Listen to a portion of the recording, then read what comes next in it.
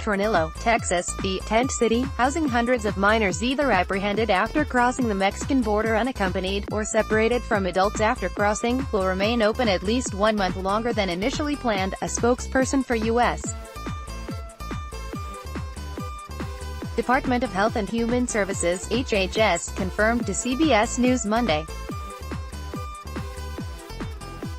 A line of immigrant children walked between tents at the Tornillo Port of Entry, in Tornillo, Texas, on June 18, 2018. The facility, which includes 2 rows of bunk bed line tents, was opened on June 14 at the Tornillo Port of Entry, about 39 miles south of El Paso.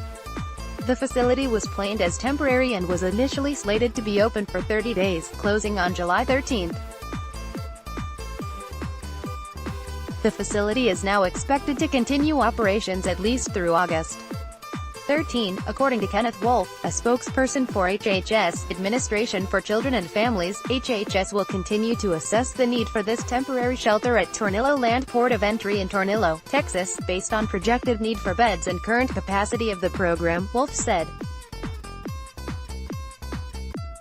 Krista Pfeffer, Executive Vice President of External Affairs for BCFS, the nonprofit contracted to manage the Tornillo facility, said in an email to CBS News that the Tornillo facility is remaining open because other permanent options within the Office of Refugee Resettlement's bed system are filled at high capacity.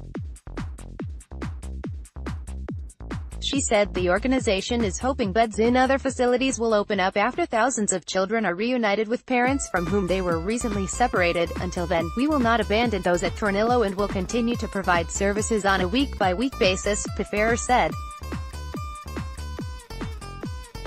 Our commitment is to only remain operational until the youth are released to a sponsor or transferred to a regular shelter by OR. Pfeffer said the exact number of children sheltered at the facility changes daily, but it currently has space for up to 400.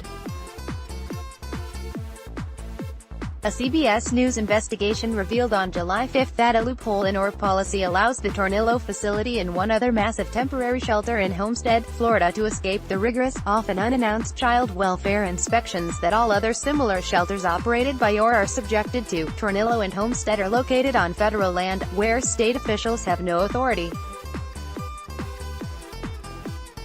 They remain open nearly 3 weeks after the federal government's zero-tolerance immigration policy was suspended June 20 via an executive order issued by President Donald Trump, following widespread public outcry. 6 days later, a federal district court judge ordered the federal government to reunite all separated children under 5 years old with their parents by July 10, and all others by July 26. In a press release Sunday, the ACLU said the federal government had turned over a list of 102 children under the age of 5, but the nonprofit said it expected less than half would be reunited with their families by the July 10 deadline. However, an administration official told CBS News' Paula Reed Monday that the U.S.